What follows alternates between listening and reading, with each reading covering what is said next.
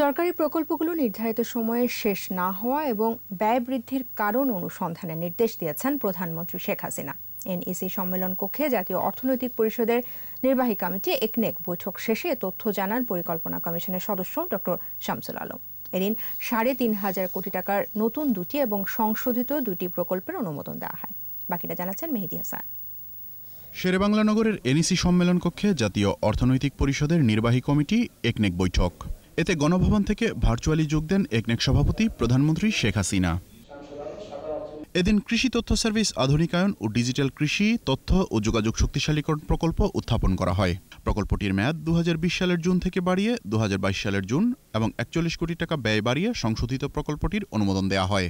এছাড়া তুষখালী থেকে পাথরঘাটা সড়ক উন্নয়ন ও প্রশস্তকরণ প্রকল্পেরও মেয়াদ ও খরচ দুটোই বাড়ানোর অনুমোদন দেয় একনেক। ব্রিফিংয়ে পরিকল্পনা কমিশনের সদস্য ডক্টর শামসুল আলম জানান, প্রকল্পের মেয়াদ ও ব্যয় বৃদ্ধির কারণ জানতে চেয়েছেন প্রধানমন্ত্রী।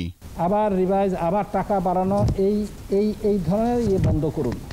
এই ধরনের যে ধারা, এটা আপনারা বন্ধ করেন।